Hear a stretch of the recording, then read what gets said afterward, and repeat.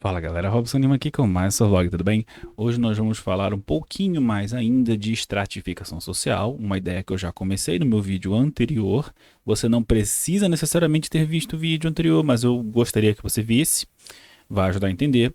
E para fazer isso, a gente vai começar a falar um pouquinho mais do Pierre Bourdieu, especificamente o conceito de capital cultural, o livro A Distinção, as formas como ele foi chegando nessa ideia e refinando as coisas de a classe para Marx é isso, classe para Weber é aquilo. Pois é, ele foi refinando isso, transformando e fazendo uma coisa mais bacana.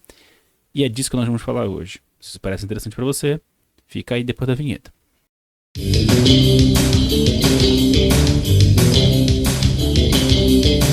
Pierre Bourdieu nasceu em 1930 na França e morreu em 2002, salvo engano, na França também.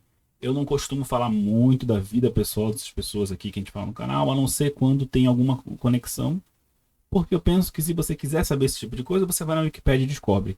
No caso do Bourdieu, isso é um tanto importante porque ele é de uma família camponesa, que conseguiu uma distinção social, ele conseguiu ascender economicamente, ascender socialmente através da educação.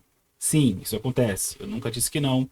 Ninguém notoriamente sabendo do que está falando vai dizer que não. O Bourdieu, ele vai usar essa experiência pessoal dele, durante toda a vida dele praticamente, para discutir essas questões de hierarquia da sociedade, sabe? Como ele era um cara que veio de baixo, ele tem muito mais sensibilidade para o que diferencia as pessoas que são novos ricos, vamos dizer assim, né?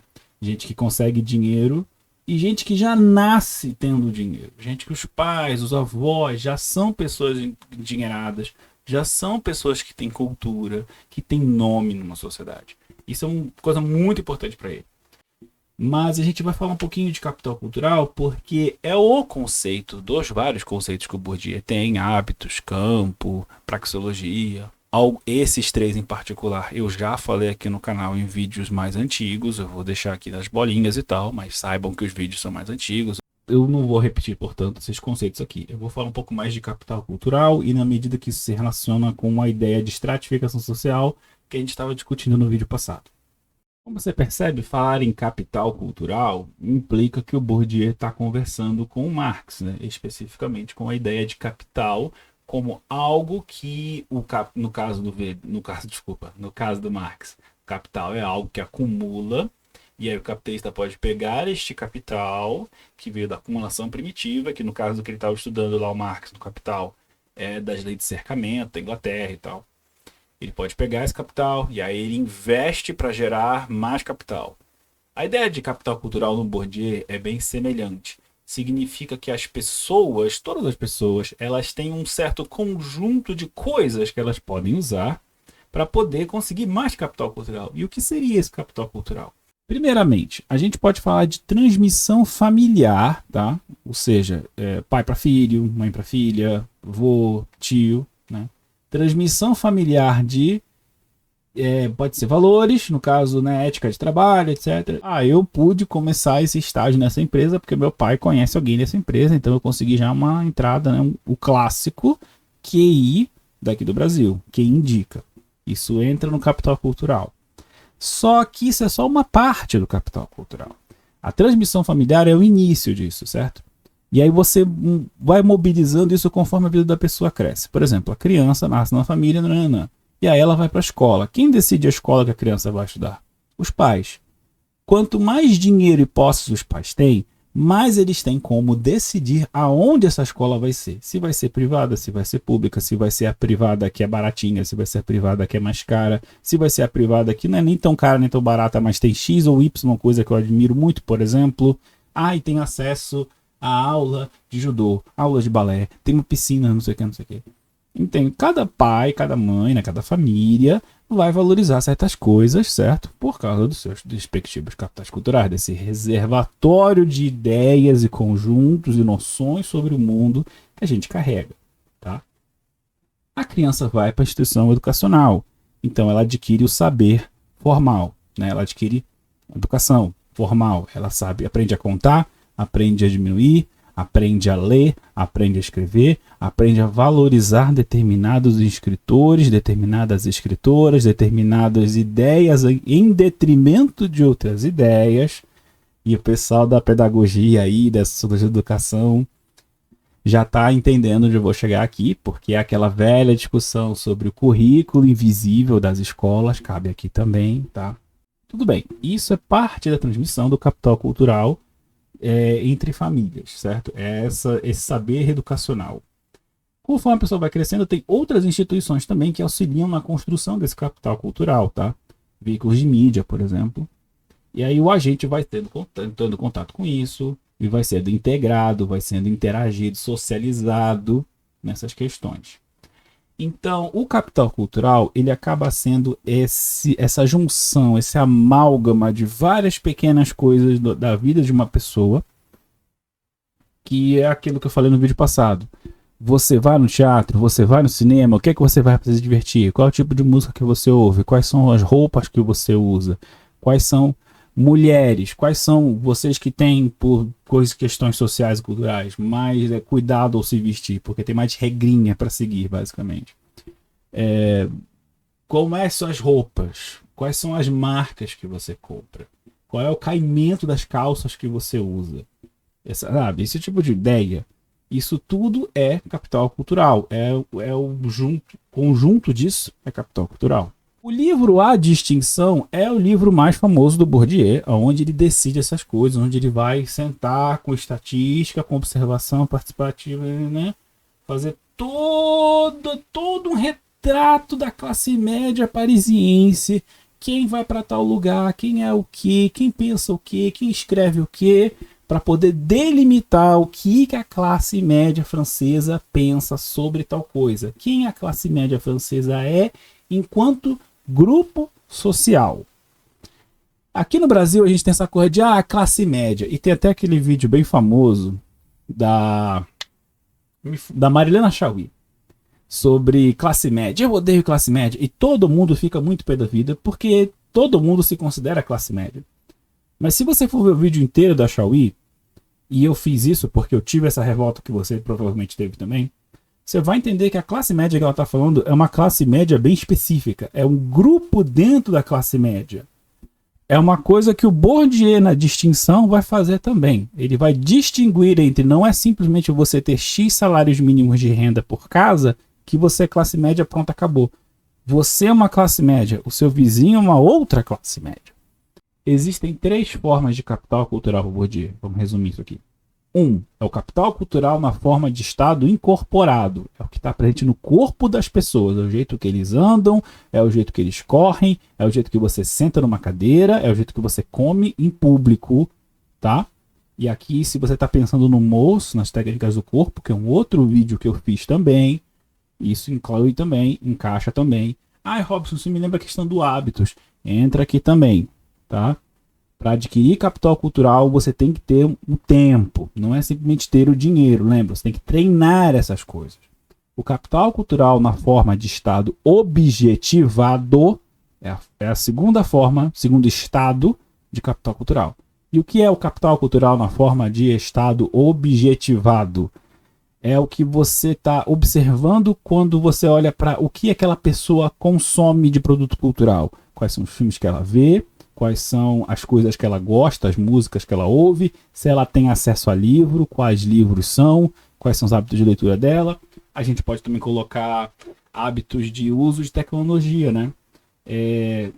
Quantas horas ela passa no smartphone, quantas horas ela passa no tablet, o que ela faz nesse tablet, quais são as redes que ela usa, isso tudo também pode colocar aqui, tá? E o terceiro estado do capital cultural para Bourdieu é o capital cultural na forma de estado institucionalizado, que é o capital cultural na forma de títulos acadêmicos e coisas do gênero. Que é, por exemplo, a pessoa poder bater no peito e dizer: eu sou doutora em tal coisa, em tal universidade. Eu tenho este estudo, eu tenho este curso, então eu sei mexer nisso aqui. Quando a pessoa faz isso, certo? Ela está invocando esse capital cultural institucionalizado. Capital cultural, segundo o próprio Bourdieu, portanto, ele tem que ser considerado esse pertencimento social a uma certa classe social. Não basta você ser um médico, você tem que se comportar como um médico, comportar como um engenheiro, um professor. Porque, afinal de contas, uma classe também tem os seus hábitos. Também é um sistema de valores religiosos, morais, familiares, né? Isso também é parte do capital cultural de um indivíduo. A trajetória de vida, que aí é a parte individual do negócio, né? Que é aquela questão de, ai, mas eu vim lá de baixo, glória a Deus, aleluia, você veio lá de baixo. Então você teve que passar, remover esse hábitos antigo da sua classe antiga, agora tem que se inserir num outro lugar. Beleza, parabéns, trajetória de vida. Quarto, dimensão do tempo, tá? Capital cultural é uma coisa que você só adquire e constrói com tempo. Não é simplesmente eu tenho este curso, eu tenho esse estudo, eu tenho essas roupas e agora eu tenho esse capital cultural. E no caso, a naturalização, a frequentação, que é um neologismo francês ali, que a gente está gerando aqui, que é essa naturalização em acessar e frequentar esses espaços de difusão, de conhecimento, de estética variada. Ou seja, você vai num museu, você está tranquilo, você está bem, você sabe o que está acontecendo ali, você não fica espantado, ai meu Deus, é a primeira vez que eu estou aqui. Não, você está tranquilo. Você vai no teatro, você sabe a etiqueta de ir no teatro, você sabe quando aplaudir, você sabe quando ficar quieto, etc, etc, etc. Dentro da ideia de trajetória de vida, que é uma das dimensões do capital cultural que eu acabei de falar para vocês, tem um estudo chamado Bem-Estar e Estratificação Social no Brasil Contemporâneo, do Alan de Freitas. Quer dizer, Alan Freitas, né? E ele discute exatamente isso. A pergunta de análise dele é exatamente essa. Se é possível, em um nível individual, a gente poder avaliar essa ascensão de classe. Como eu falei para vocês, estratificação social é o nome do campo de estudo e pesquisa. Esse estudo que eu estou mostrando para vocês é um estudo dentro dessa ideia. Tá? É engraçado, inclusive, que esse autor não usa o Bourdieu. Ele cita outros autores de uma outra ideia, mas ele acaba chegando numa ideia super parecida com o Bourdieu. Em termos de que, sim, você investir a sua renda familiar, né, em educação, vai com certeza ter um impacto notório na sua própria renda pessoal. Isso é óbvio. Ele tem aqui os dados, tem os gráficos. É um artigo bem interessante mesmo. Tá?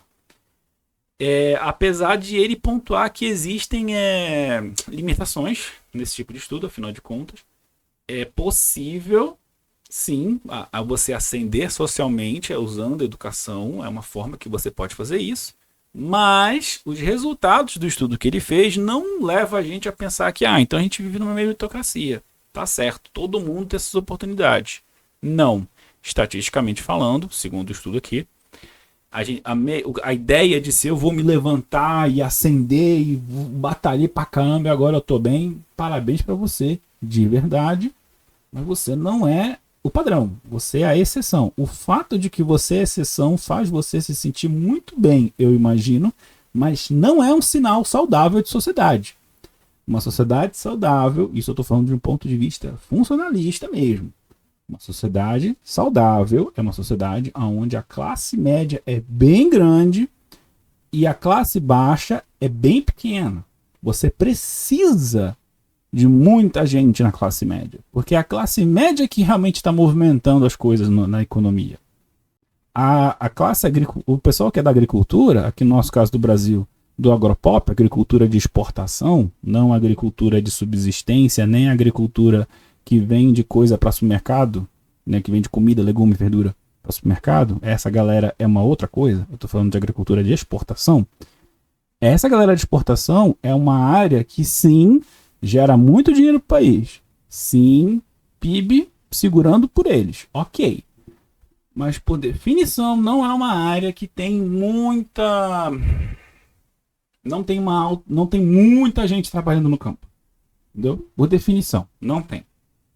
No máximo é um emprego sazonal. Tá na hora de colher. Aí vem aquela galera lá. Isso é da natureza do negócio. Tá? Isso é da natureza de como funciona a agricultura em geral. Então o que essas pessoas vão fazer quando não é hora de plantar? Vocês estão entendendo de um ponto de vista funcionalista. Eu nem estou sendo marxista, não estou sendo esquerda, nada disso. Estou falando de ponto de vista funcionalista. Você perceba como de ponto de vista de função na sociedade, aquela coisa bem conservadora. Não faz sentido você querer que a tua história de superação seja só sua. Eu espero que isso tenha entrado na cabeça da galera aqui. Gente, eu deixarei vários textos aqui, tá? aqui na descrição, eu sempre deixo. A maioria deles vão ser sobre Capital Cultural e Bourdieu, etc, etc.